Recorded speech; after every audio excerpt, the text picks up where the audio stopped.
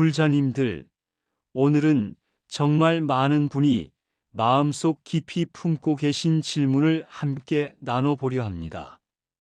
왜 하필 이 사람이었을까? 수십억 인구가 이 지구 위에 북적이며 살아가고 있습니다.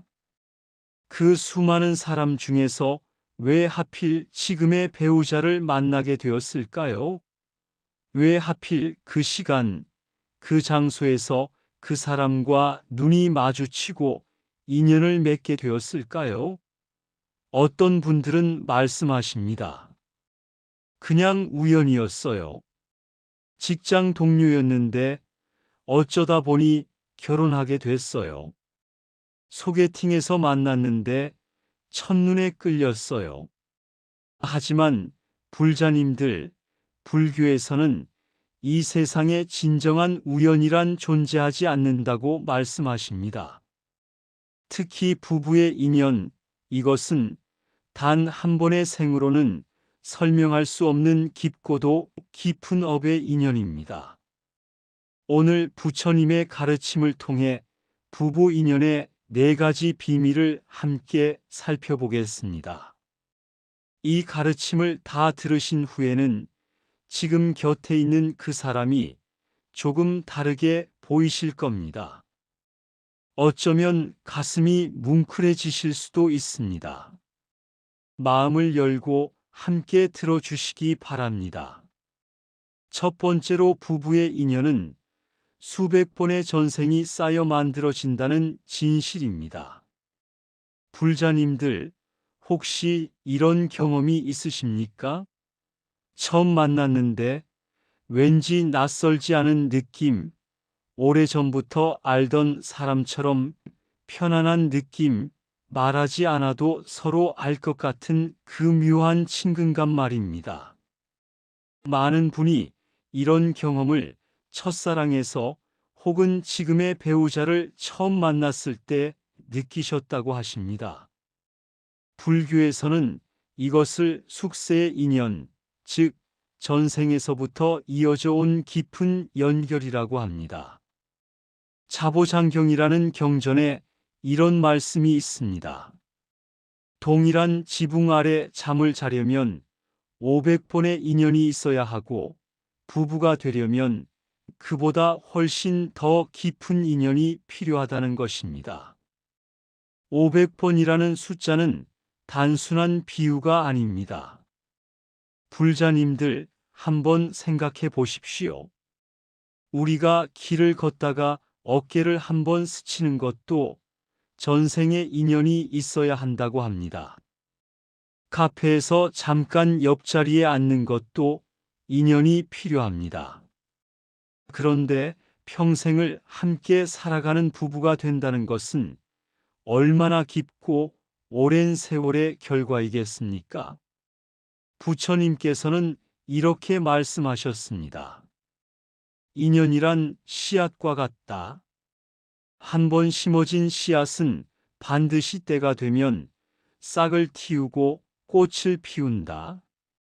우리가 전생에서 서로에게 베푼 친절, 함께 나눈 법문, 같이 올린 기도와 같은 선한 업들이 마치 씨앗처럼 아레야식 깊은 곳에 저장됩니다.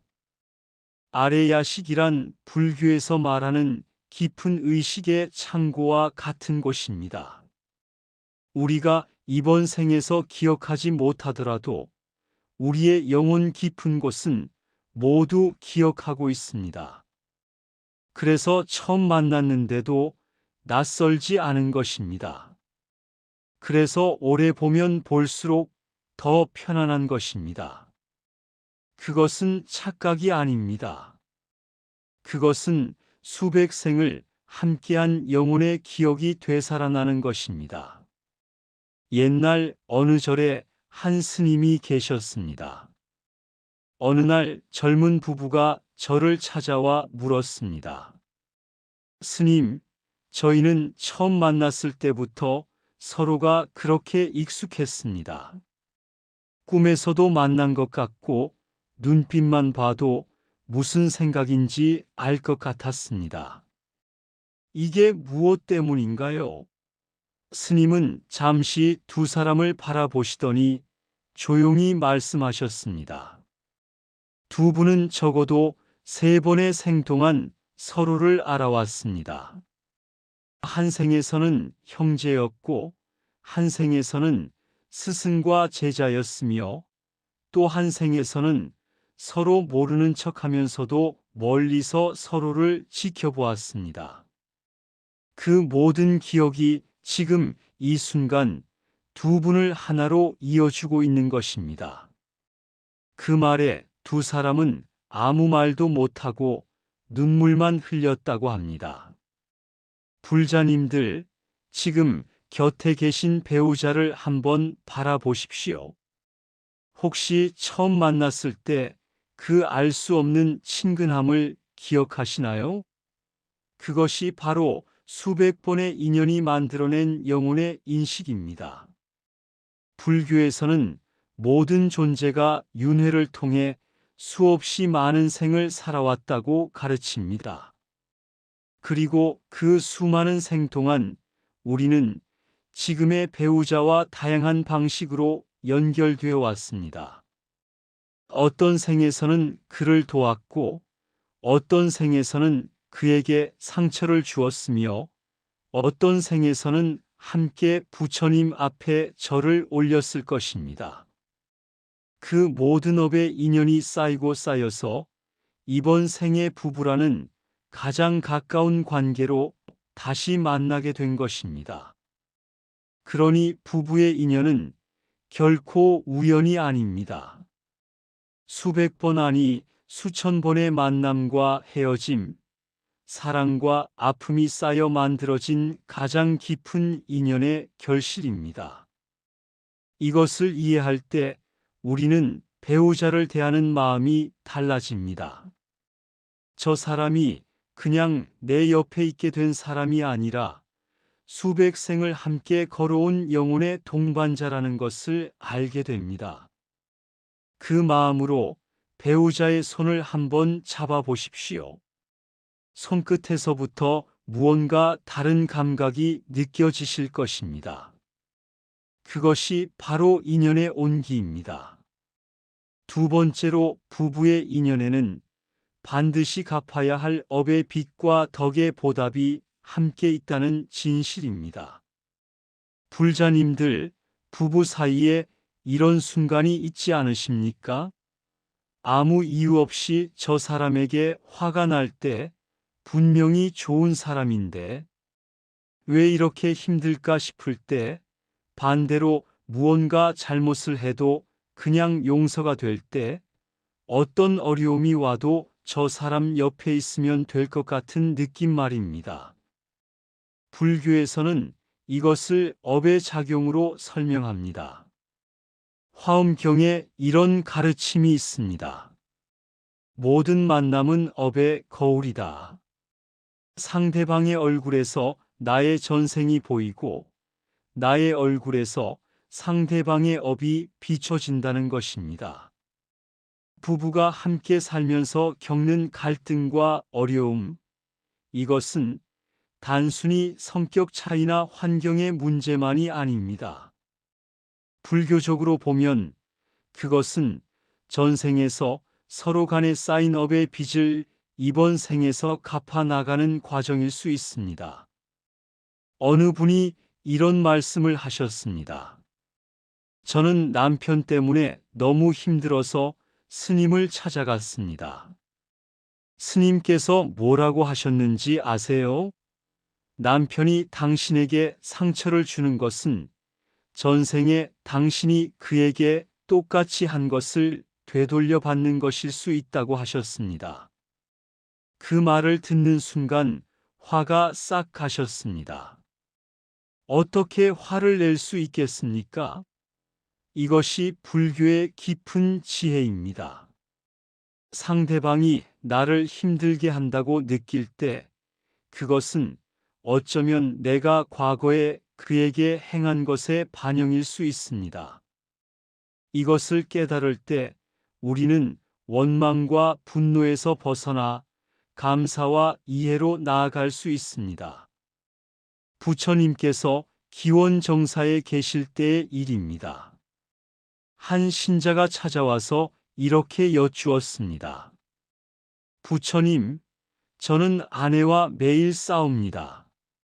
아내가 왜 그렇게 저를 힘들게 하는지 모르겠습니다. 전생에 무슨 인연이 있는 것입니까?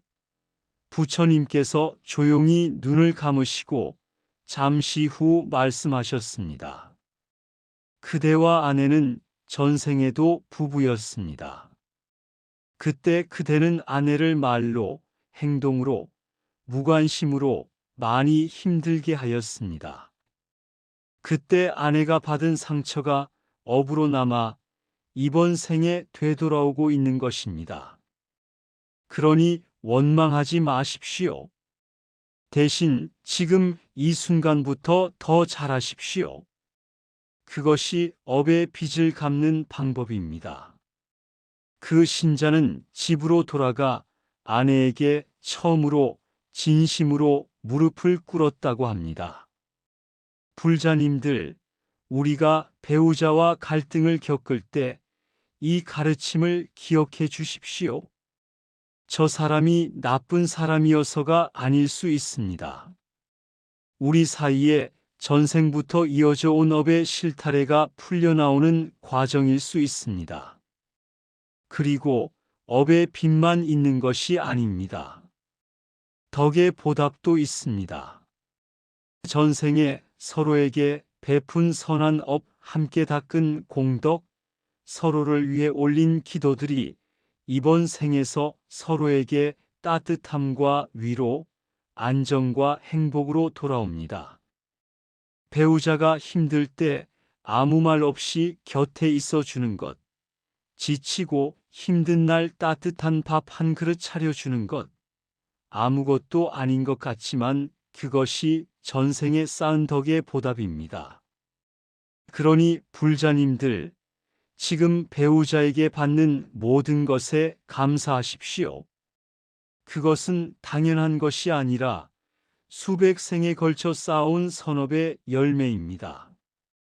그리고 지금 이 순간에도 새로운 업을 짓고 있다는 것을 기억하십시오. 오늘 배우자에게 건네는 따뜻한 말 한마디, 지친 어깨를 토닥여주는 손길, 힘든 일을 대신해주는 작은 배려, 이것들이 모두 다음 생을 위한 아름다운 씨앗이 됩니다. 부부 사이의 업은 나쁜 업만 있는 것이 아닙니다. 사랑하면 사랑할수록, 배려하면 배려할수록, 용서하면 용서할수록 더 아름다운 인연의 씨앗이 심어집니다. 그리고 그 씨앗은 반드시 때가 되면 아름다운 꽃으로 피어납니다. 이번 생에서 아니면 다음 생에서 반드시 말입니다. 세 번째로 부부의 인연에는 서로를 깨달음으로 이끄는 선지식의 역할이 있다는 진실입니다. 불자님들, 불교에서 선지식이라는 말을 들어보셨을 겁니다. 선지식이란 나를 올바른 길로 이끄는 좋은 스승을 뜻합니다. 그런데 부처님께서는 놀라운 말씀을 하셨습니다.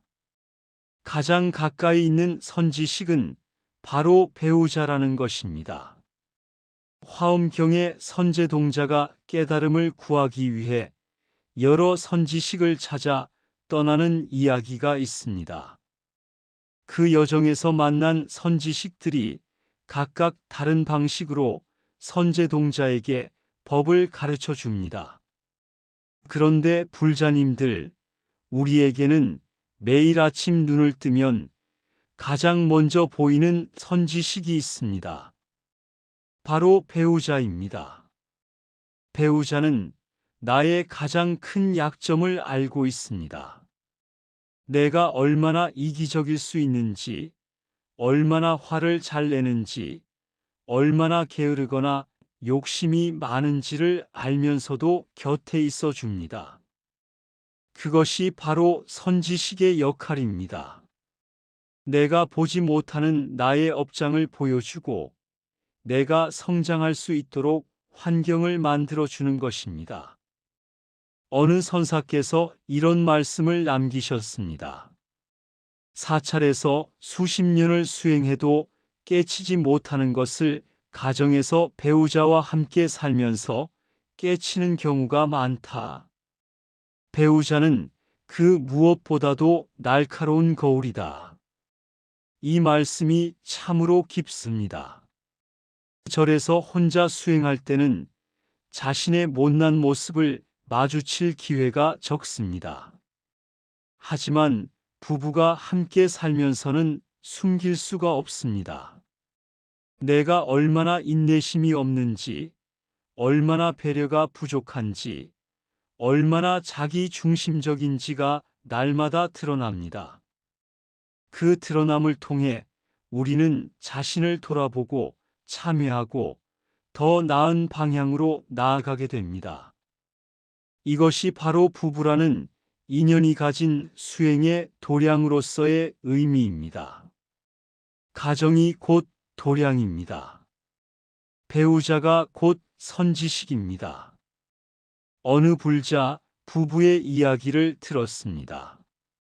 남편은 성격이 매우 급하고 화를 잘 내는 분이었습니다.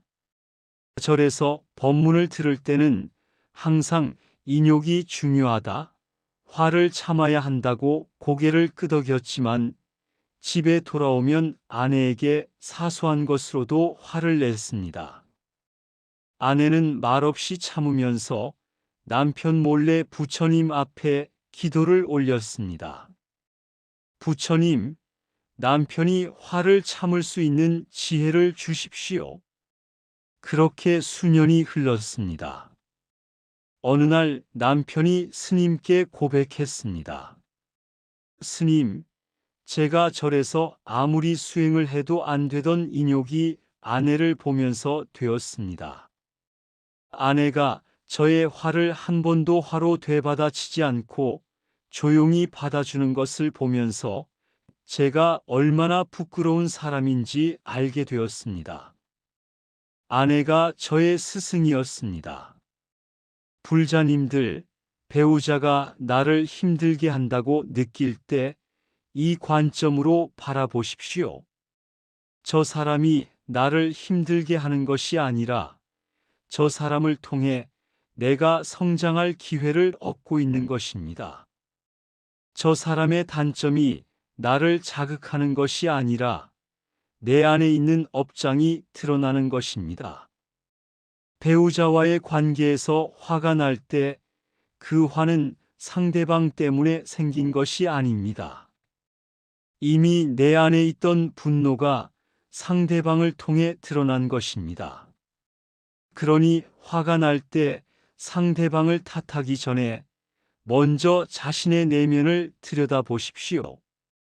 이것이 부부 관계를 수행의 도량으로 삼는 지혜입니다. 또한 반대로 배우자가 나에게 아무 조건 없이 베푸는 사랑과 배려를 통해 우리는 자비심을 배웁니다. 자녀를 위해 자신의 모든 것을 희생하는 배우자의 모습에서 보살의 마음을 봅니다. 묵묵히 가정을 위해 일하는 배우자의 모습에서 원력의 의미를 배웁니다. 그러니 배우자는 나의 선지식입니다. 나를 깨달음에 이끄는 가장 가까운 부처님의 화신입니다. 이 마음으로 배우자를 바라볼 때 우리의 가정은 진정한 도량이 됩니다. 매일의 일상이 수행이 됩니다. 밥을 함께 먹는 것이 공양이 됩니다. 서로의 이야기를 들어주는 것이 법문이 됩니다. 함께 잠을 청하는 것이 자선이 됩니다. 이것이 제가 불자로서 부부 인연을 수행의 길로 삼는 가장 아름다운 방법입니다. 네 번째로 부부의 인연은 서로의 발언과 회향으로 더욱 깊어지고 아름다워진다는 진실입니다. 불자님들, 발언이라는 말을 아십니까? 원을 세운다는 뜻입니다.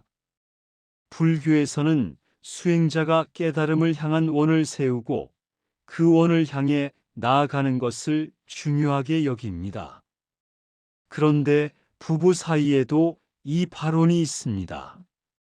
어떤 부부는 전생에서 이미 이런 원을 세웠을 수 있습니다. 다음 생에서도 다시 만납시다. 그대 옆에서 함께 부처님의 가르침을 실천합시다. 우리 함께 이 업장을 풀고 더 맑은 인연으로 다시 태어납시다. 이러한 발언이 전생에서 이번 생으로 이어지는 강력한 인연의 끈이 됩니다. 경전에 이런 말씀이 있습니다. 마음이 모든 것의 근본이다. 마음으로 생각하고 마음으로 행하면 그 결과가 그림자처럼 따라온다. 전생에서 배우자를 향해 품었던 마음, 그것이 이번 생에서의 만남을 이끌었습니다. 사랑의 마음이었든 원망의 마음이었든 그 마음이 인연의 씨앗이 되어 이번 생에서 다시 만나게 된 것입니다. 그렇다면 이번 생에서 우리가 할 수 있는 것은 무엇일까요? 바로 아름다운 발언을 세우는 것입니다. 이번 생에서 나는 배우자에게 상처를 주지 않겠습니다. 이번 생에서 나는 배우자의 공덕을 찬탄하고 기쁜 마음으로 함께하겠습니다. 이번 생에서 우리는 함께 부처님의 가르침을 실천하고 서로를 깨달음으로 이끌겠습니다. 이런 발언이 다음 생을 위한 가장 아름다운 씨앗이 됩니다. 그리고 회향입니다. 회향이란 자신의 공덕을 다른 존재들에게 돌리는 것입니다. 불자님들이 기도를 마치며 이 공덕이 일체 중생에게 고루 미치기를이라고 하는 것, 그것이 회향입니다. 부부 사이에서도 이 회향이 중요합니다. 내가 쌓은 공덕을 배우자에게 회향할 때 그 인연은 더욱 깊어집니다. 배우자의 고통이 사라지기를 바라는 마음, 배우자가 건강하기를 바라는 마음, 배우자가 깨달음에 이르기를 바라는 마음, 이 마음이 회향입니다. 그리고 이 회향의 마음이 쌓일수록 두 사람의 인연은 업의 인연에서 원의 인연으로 승화됩니다. 업의 인연은 주고받는 인연이지만 원의 인연은 함께 성장하고 함께 깨달아가는 인연입니다. 어느 할머니 불자님의 이야기입니다. 그분은 50년을 함께 산 남편을 먼저 보내셨습니다. 장례를 마치고 절에 오신 그분이 스님께 이렇게 말씀하셨습니다. 스님, 저는 슬프지 않습니다. 물론 보고 싶지요. 하지만 50년 동안 매일 밤 잠자리에 들기 전에 기도를 했습니다. 이번 생에 이 사람과 함께한 것이 기쁩니다. 다음 생에도 다시 만나게 해 주십시오라고요. 그러니 이별이 두렵지 않습니다. 이번 생에 인연이 끝난 것뿐이고 다음 생에서 또 만날 것이니까요. 불자님들, 이 말씀을 들으시니 어떠십니까?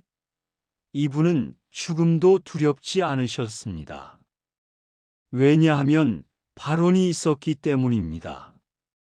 이별이 끝이 아니라 다시 만남을 향한 기다림이 된 것입니다. 우리도 이렇게 할 수 있습니다. 오늘 밤 잠자리에 들기 전에 합장하고 발언해 보십시오. 이번 생에 이 사람을 만나게 해주셔서 감사합니다. 앞으로도 이 사람과 함께 부처님의 가르침 안에서 살아가겠습니다. 그리고 이번 생이 끝난 후에도 더 좋은 인연으로 다시 만나기를 원합니다. 이 발언 하나가 오늘 당신과 배우자의 인연을 더 깊고 아름답게 만들어 줄 것입니다. 부처님께서는 무량수경에서 이렇게 말씀하셨습니다. 원을 세우면 반드시 이루어진다. 왜냐하면 원이란 마음의 방향이며 마음이 향하는 곳에 산도 따라가기 때문이다. 바로는 단순한 소원이 아닙니다. 바로는 내 삶의 방향을 결정하는 강력한 힘입니다. 배우자와 함께 아름다운 발언을 세우십시오. 함께 절에 가서 부처님 앞에 발언을 올리십시오. 저희 부부가 이번 생에서 서로를 더욱 이해하고 사랑하며 함께 부처님의 가르침을 실천하여 이 인연이 더욱 밝고 아름다운 인연으로 익어가기를 원합니다. 이 발언이 씨앗이 되어 이번 생은 물론 다음 생에서도 아름다운 꽃으로 피어날 것입니다. 불자님들, 오늘 4가지 부부 인연의 비밀을 함께 살펴보았습니다. 첫째, 부부의 인연은 수백 번의 전생이 쌓여 만들어집니다. 처음 만났을 때의 낯설지 않음, 그것은 수백 생의 기억이 되살아나는 것입니다. 둘째, 부부 사이에는 갚아야 할 업의 빚과 받을 덕의 보답이 함께 있습니다. 갈등도 사랑도 모두 전생에서 이어져 온 업의 인연의 결과입니다. 셋째, 배우자는 나를 깨달음으로 이끄는 가장 가까운 선지식입니다. 가정이 곧 도량이며 일상이 곧 수행입니다. 넷째, 아름다운 발언과 회향으로 부부의 인연은 업의 인연에서 원의 인연으로 승화됩니다. 불자님들, 오늘 집에 돌아가시면 배우자를 한번 새로운 눈으로 바라보십시오. 수백 생을 함께한 영혼의 동반자, 나의 업장을 비춰주는 가장 정직한 거울, 나를 깨달음으로 이끄는 선지식, 그리고 다음 생에서도 함께하기로 발언한 영원한 도반. 그 눈으로 배우자를 바라볼 때 지금 이 순간 함께하는 모든 것들이 얼마나 소중한지 느껴지실 것입니다. 작은 것에 감사하게 됩니다. 사소한 것으로 다투는 일이 줄어듭니다. 먼저 손을 내밀고 먼저 따뜻한 말을 건네게 됩니다. 그것이 바로 불교의 가르침이 우리의 일상에 스며드는 방법입니다. 부처님의 가르침은 절에서만 실천하는 것이 아닙니다. 매일 아침 배우자와 마주 앉아 밥을 먹는 그 식탁에서, 함께 텔레비전을 보는 그 소파에서, 나란히 누운 그 잠자리에서 바로 거기서 실천됩니다. 불자님들, 오늘 이 법문이 여러분의 가정에 작은 빛이 되기를 바랍니다.